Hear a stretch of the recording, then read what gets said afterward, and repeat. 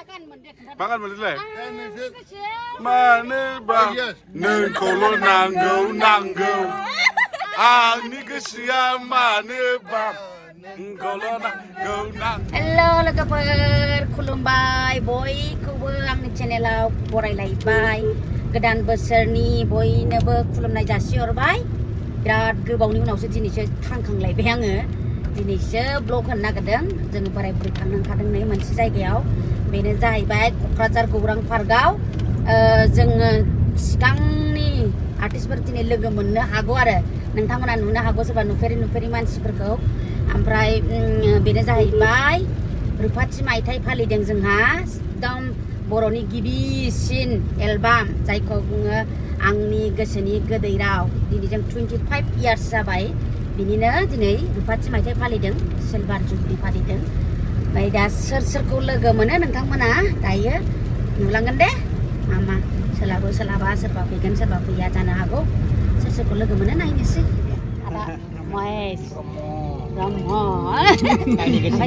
नैबे आदाया केमेरामेन आंनि गोसोनि गोदै रावनि केमेरा नैबेलाय बेजोंनोमोन आंना एक्टरा लोमजादोंमोन बे समावनो आदाया फार्स्ट एलबाम मा गान मोनदों बहा ओमफ्राय बे गाना आंनि हाबाल' गैयामोन मारै गिदिर गिदिर जि लोमजादोंसो मिथिबाय एक्टर बेयाबो एक्टर बेखौ खोन्थाद' आदा कमल जा दाख्लैसो लोगो मोनखानाय आदा कमल दा गोजाम एक्टर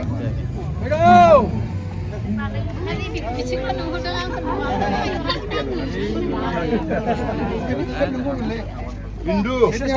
Ayo birat गोबावनि उनावसो जुग मोजां ना iya Hari थागोन बै खोनां बै थांलाय Sorry. Raju ribet Raju. Mikrofon.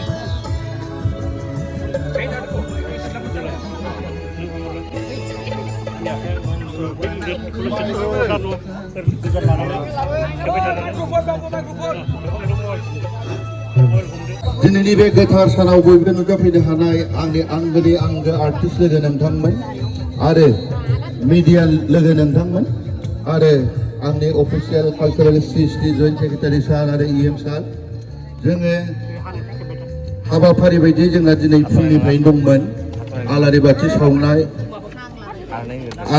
सावनाय बिफां गायनाय बेखौ जोङो मानगोनां बनरगावनि MCLA जुबिराज बसुमतारी सारजों जों मावफुंखांबाय दानिया जोंहा दङ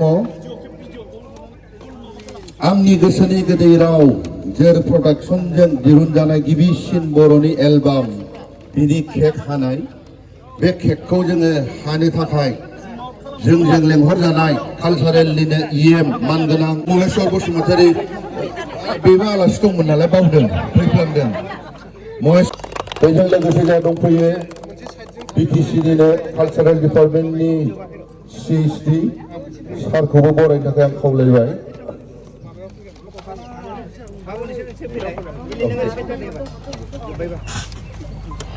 बेजों लोगोसे दंबावो जोंहा बेहाय नुजाफैनो हानाय जोंनि बे गोथार सानाव साक्षी हिसाबै नुजाफैनो हाबावनाय मानगोनां जइन्ट सेक्रेटारि कालचारनि रिजेन्द्रनाथ ब्रह्म बिथांखौ सिनायथिनायनि थाखाय खावलायनाय जाबाय आरो जोंनि गेजेराव दंबावो जोंनिनो गागि बिदा गेदेर अशोक दैमारि सारखौबो गांसे आर'नाइजों बरायनो थाखाय खावलायनाय जाबाय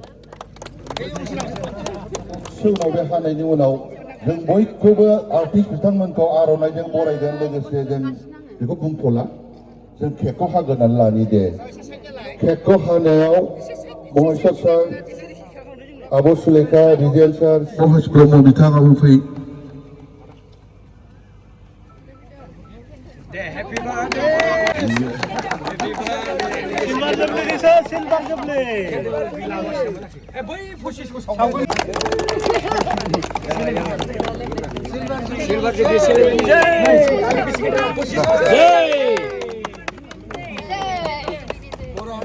Jai!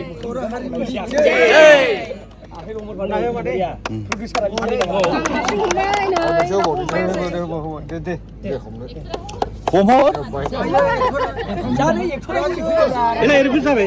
Round. Oh. Siang dong.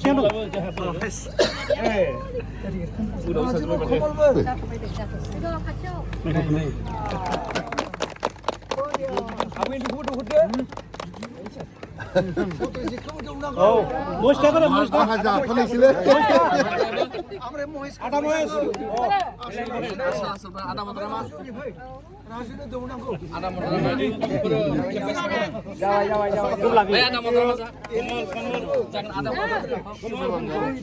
Dong.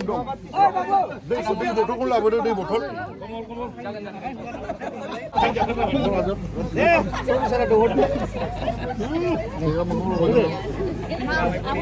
Dodol dah. Ini juga kan saja. Ada. Nami anda. Sina. Ada. Ada kamera ni undang ini.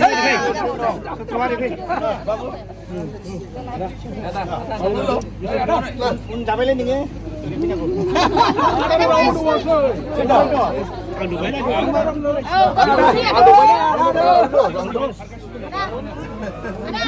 Kau ni nak sini le.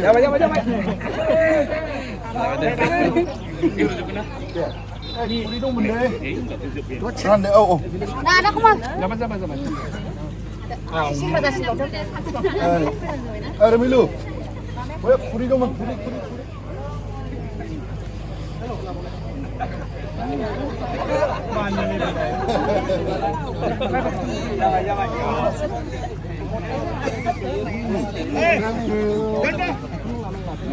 Impul jado.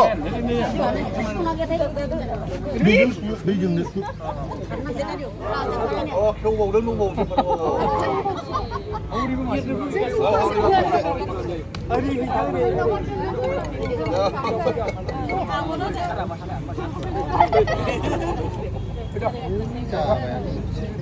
We will be here. 1, 2, 3.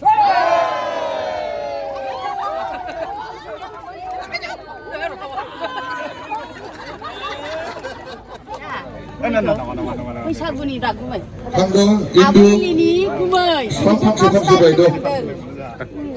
ओमफ्राय आबै नों गुमैखौ लाबोखै गुमैखौ मानो लाबोखै आंना सोलाबासै हायासै Jut Maheswar Bosumataryखौ नैबे मोनसे मोमेन्टखौ होनो थाखाय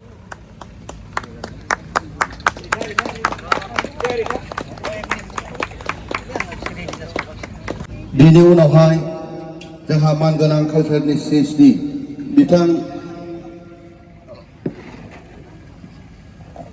जथेमय सारनो आंनि गोसोनि गेदेराव मोमेन्टखौ गथायनाय जाबाय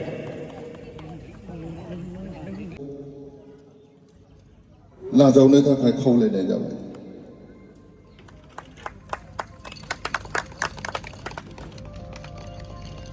ब्रह्म बिथांखौ होनो थाखाय आं खावलायनाय जाबाय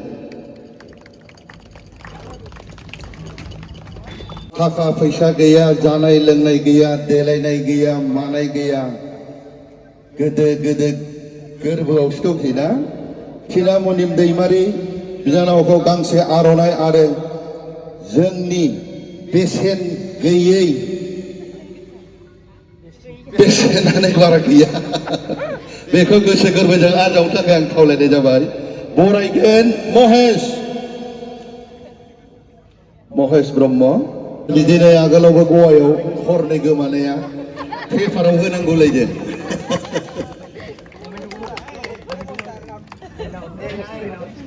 चीनाव थांनां खालामहैनो आंनिनो बियानै इन्दु बसुमतारी मेगनाव नोजोराव बेखौ होनो थाखाय आंनि फंबाय मनिराज बनगावारिखौ हांख्रायनाय जाबाय आर'नाइ होदो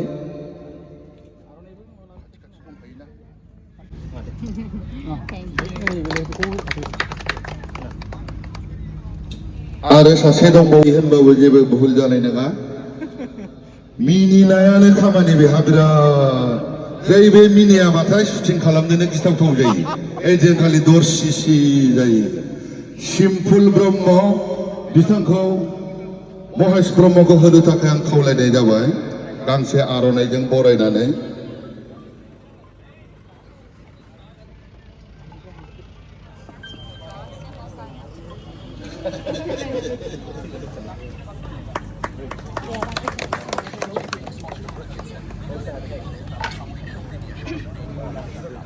आरो सासे गावनि टाइटेल हिरो जायनि मुंखौ इलि होनबा साबसिन मोनथियो जायनि नामा अम्बिका गिरि नार्जारी नाथाय एलबामनि 7-8 बोसोर सिगांनिफ्राय जों ज' सिनेमा गाबोयोमोन आदा अमरजों जों बै एलबामनि 7-8 बोसोर सिगाङावबो जों दार्जिलिंआव मोसायोमोन रिंखुबो दंमोन दाबो सफैयाखिसै बियो बिथांखौबो जनक फंबायखौ गांसे आर'नाइजों लोगोसे ममेन्ट'खौ फेलिसिटेसन होनो थाखाय आं खावलायनाय जाबाय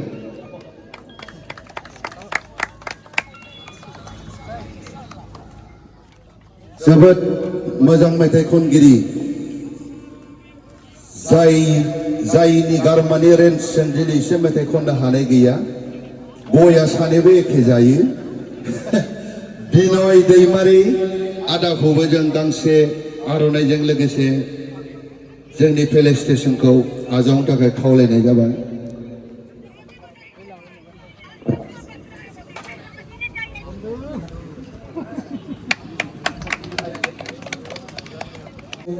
आंनिनो बिनानाव जों फिसाय थरथिंसे मोदैनि एक्ट्रिसनि फिसाय रेन्जार बिथां दिनै बिथांनि दैदेननायावनो बिफां लाइफां गायनाय जादों बेनि मिसेसआबो सफैगासिनो दङ बिथांखौबो मोनसे ममेन्ट आरो आर'नाइजों बरायनो थाखाय खावलायनाय जाबाय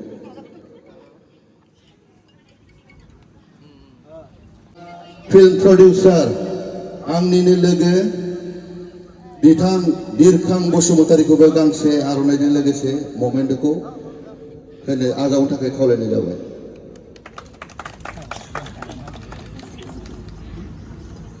जोंजोंनो हांख्राय हरजानाय मैखोम एक्टर राजश्री बसुमतारी बिथांखौबो आङो गांसे आर'नाइजों लोगोसे बरायनानै ममेन्टखौ होनो थाखाय खावलायबाय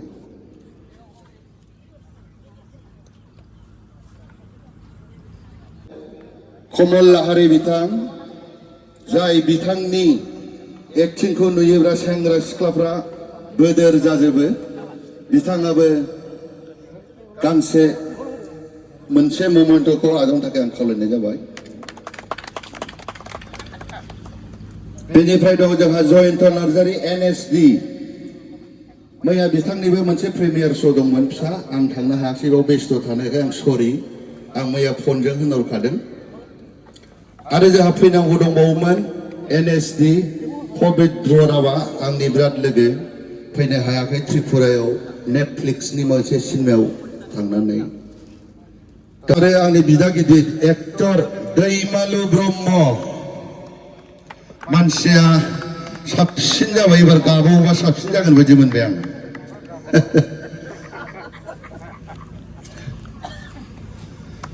एबार बयबो खेबसे आखाइ खबना हो जोंहा फैगासिनो दं राजु कुमार बसुमतारी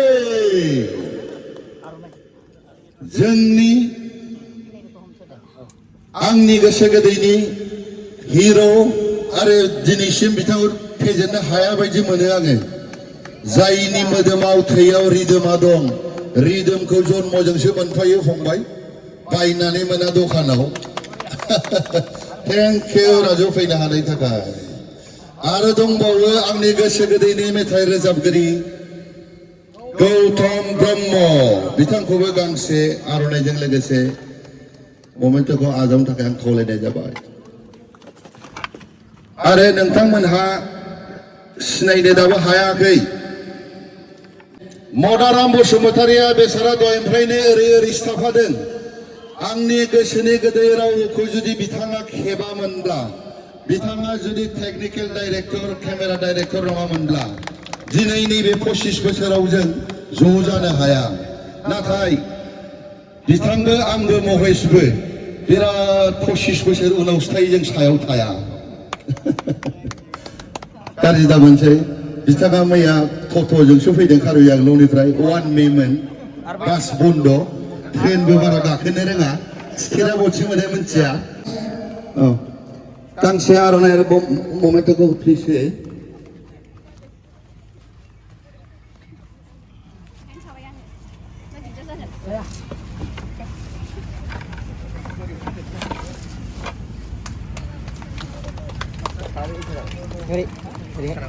उनाव दंबावो गोदोनिफ्रायनो ज' मोसाबोलायग्रा आब' सायारानि नार्जारि बिथांखौबो गावनि सिनायथिजों लोगोसे गांसे आर'नाइ आरो ममेन्टखौ होनो थाखाय आं खावलायनाय जाबाय रिता बसुमतारी नाथाय आजिखालि बिथांनियाव बसुमतारीथिं चक्रवर्तीबो फैबाय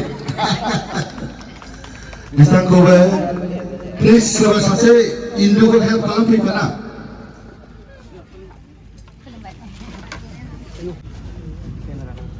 बिनि उनाव दंबावो जोंहा मेनका बसुमतारी जायनि गारामाया गाव खख्लिं बायदि बेनाबो बिराद गोदै गोथाव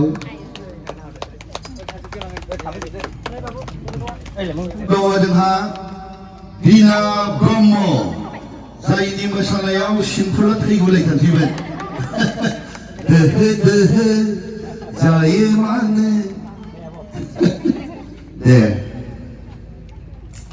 आल्ला मेथाइ खननायाव हिनजावफोर मा होनोमोनलाय सुरिदारनि लंपेन्टखौ दुरुंखौ बिराद गोरा थाखि होजादों आंजों आंखौ मोनलायलामोन जोंहा नै बिनिफ्राय जिउखि मोसाहारि आंनि गोसोनि मानोबा नोंखौल' नुदों होदों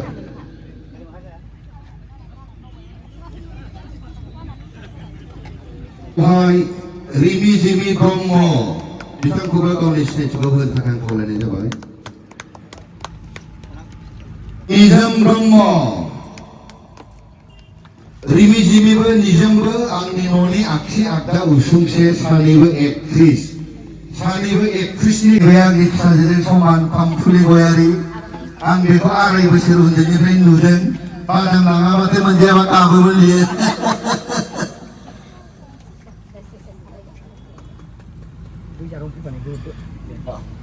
बिथांखौबो गांसे आर'नाइजों आरो प्लिज आं बिथांनिफ्रायनो सिनायथिखौ लानि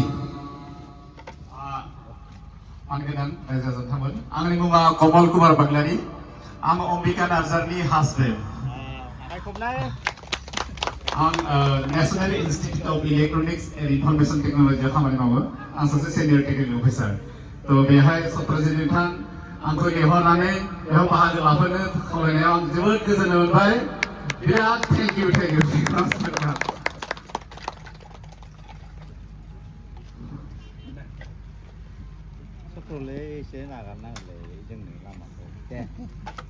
आंनि बिबोनां दै बिबोनांसो आंनि बिजावजालि सत्रजित नार्जारि बिथांखौ इएमनि आखाइनिफ्रायनो जोङो मानखौ होनो थाखाय खावलायबाय आरो लोगोसे प्रडिउसार बिथांनि माबाजों आखाइजों होनांगौ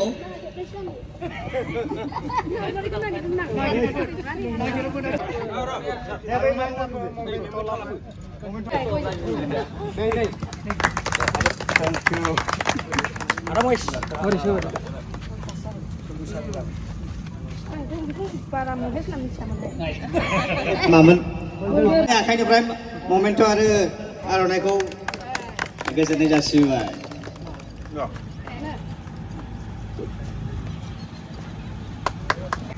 आरो जोंहा सासे दंबावो बेखौ महेश ब्रह्म बिथाङा होगोन मनिराज बनगावारि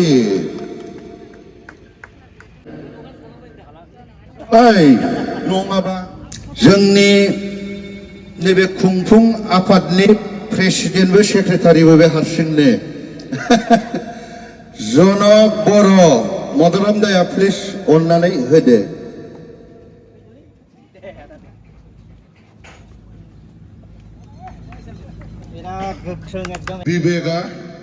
बिबेकखौबो गांसे आर'नाइ आरो मोनसे ममेन्ट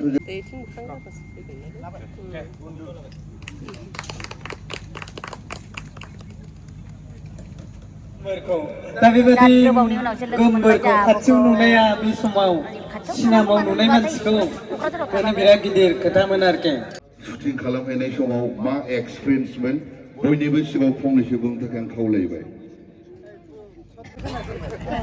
गोबावजोंबाबो बैसागु बोथोर सोलिगासिनो बेखायनो बयनिसिमबो बैसागु बोथोरनि गोजोन हामलायनाय सिबिनायखौ आं बावहरबाय। जोबोद गोजोननाय मोनदों दिनै आंनि गोसोनि गोदै राव मिउजिक एलबामनि गिबिसिन मिउजिक एलबाम बर'नि बेनि रुफाथि सान फालिनाय फोरबो आरो बे रुफाथि सान फालिनाय फोरबोआव जोंनि गेजेराव नुजाथिफैनो हानाय मानगोनां देंखोनि रानि आब' सुलेखा आरो बिटिसिनि मानगोनां कालचारेल एफेयार्सनि EM लोगोसे बेहाय जिरायफैनो हानाय जोंनि senior most artist actor actress महरगिरि गासै नोंथांमोननिसिम आंनि अननायखौ बावहरबाय सिबिनायखौ बावहरबाय। आर'नाइ आरो ममेन्टखौ आजावनो थाखाय खावलायबाय। नोंथांखौ बयबो सिनायखायो आरो खेबसे सिनायथि लाफैबावदो।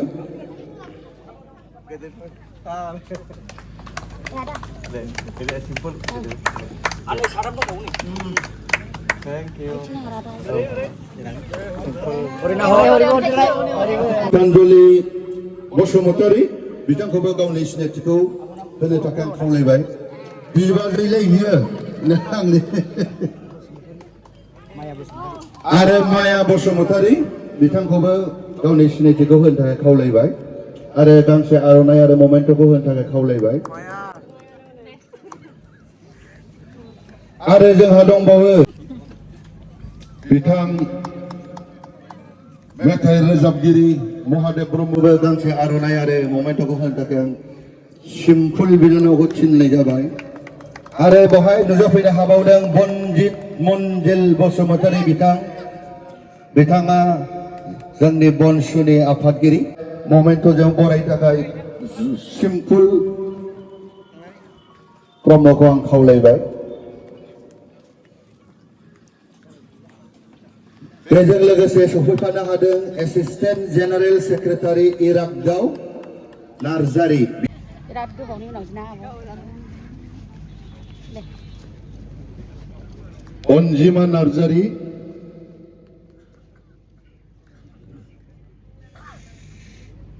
आं जि नायनो लुबैथारदों हाबायाव आदाया सिबाय कार्ड फैदोंमोन ओमफ्राय आंनि बिबोनांनि हाबानि थाखायनो आं फैनो हायासै। दे बाजै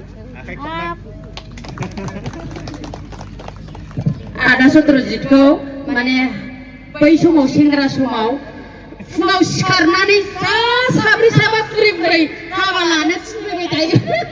दिनैसो बाजिखौ नुबाय।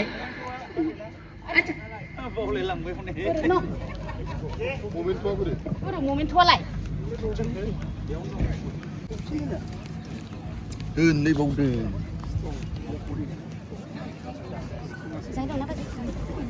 धन्यबाद।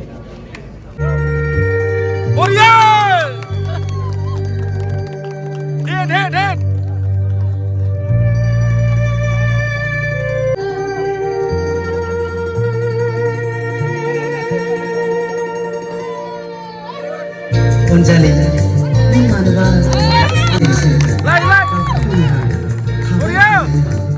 आंनि गोसोआ दि मा लुबैदों नों मानो जेबो मिथियाखै होनबा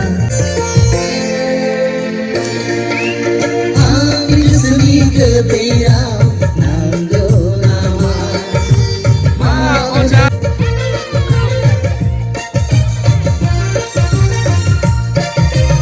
आंनि गोसोनि गोदैयाव नांगौ नाजालि नोंनो नांगौ नामा आंनि गोसोनि गोदैयाव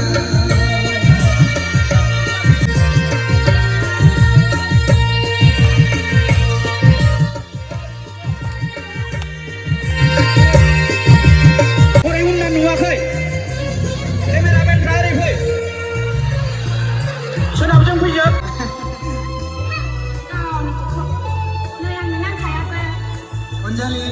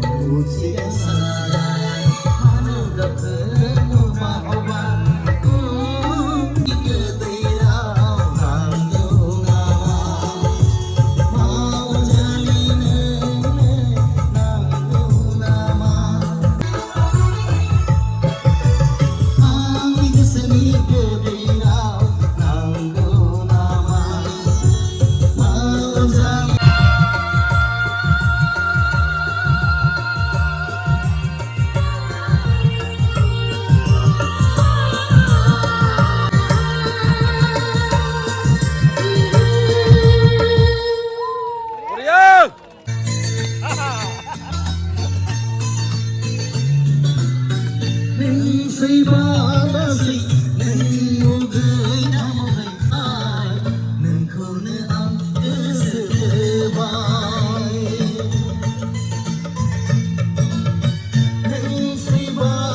स्कुल दं क्लास सोलिगासिनो दं ओरैबादि लेट दासो नै बेनो मा होनो करिय'ग्राफार आंनि गोसो गिदिरावनो फिसाला जयफुल ब्रह्म बियो फंबाय अ लोगो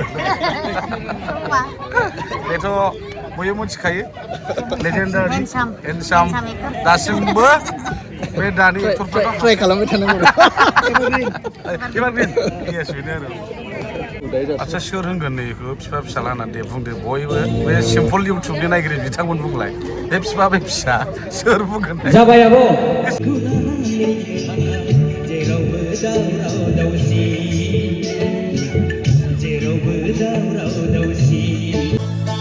नोंनि थाखाय आं फागोला नोंखौ लानानैनो आंहा जेरावबो दावराव दावसि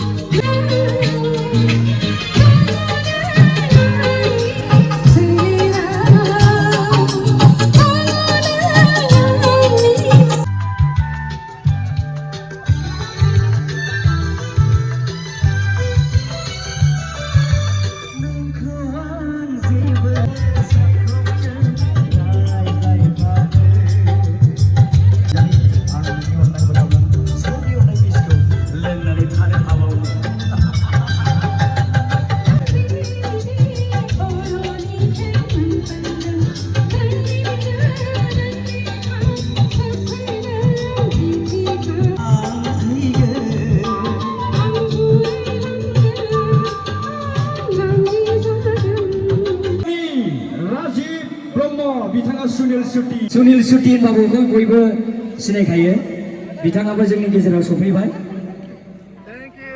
ममेन्ट' बेनो दं आरो ममेन्ट' आरो जोंनि गेजेराव आदा ओम प्रकाश खेरखेतारि बिथाङाबो जोंनि गेजेराव नुजाफैनानै दंफैयो आदा ओम प्रकाश आदा ओम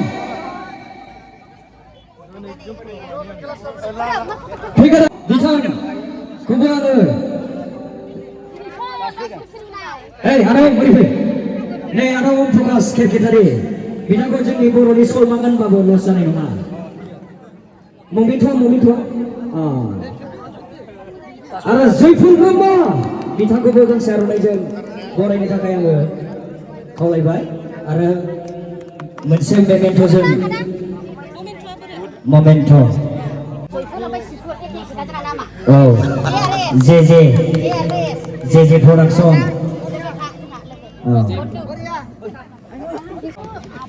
जम्बिर 61 हाबलाय लांबाय आंहा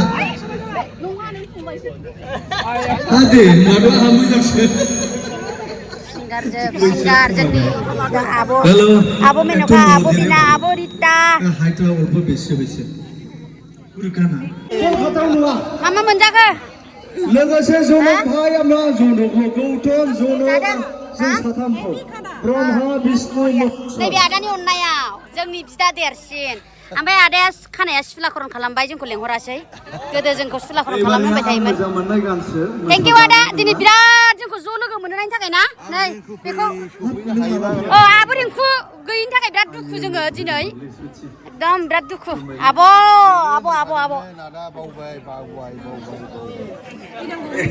स्टिं आब' बिराद दुखु आं दसेबो नुजानो थांखादोंमोन आङो ओमफ्राय औ बिदिनो होनदोंमोन ओमफ्राय हनै आब' दुर्गा फटक नङा भिडिअसो आब' आं देनां भइस होनोसै नङाबा बे कपिराइट फैगोन बे आंनि गोसोनि गोदै रावनि मोनसे स्टिल फट' लानो नागिरदों बेवहाय जाय बिथांमोनहा पारफर्म खालामदोंमोन बा एक्टिं खालामदोंमोन बेहाय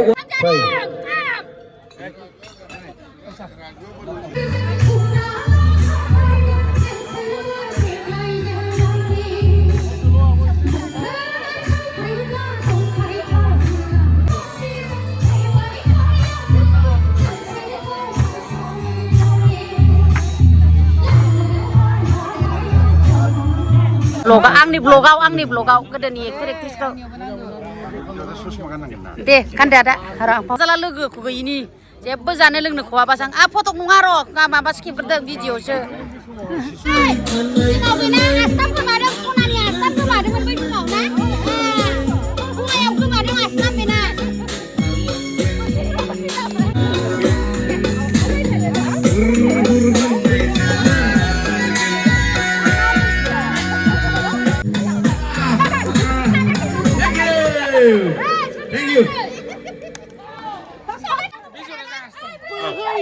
Bye. आंनि मोसानायानो गैया जोंहा गिदिंबाय थाबानो जायो माइ मारा होनो बिदि एक्ट्रिस मिसेस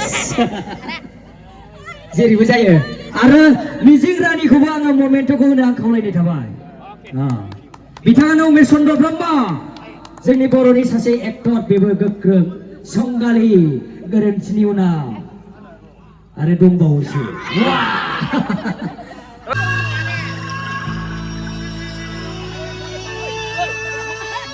ओइ बिदि खामोन द' इलेक्सन ओइ सेम गेला बयबो खेबसे आखाइखौ गोबारैनो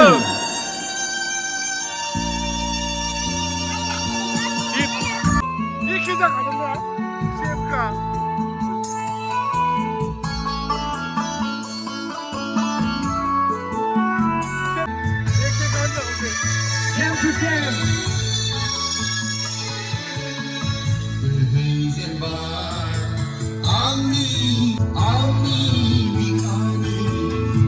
Warrior!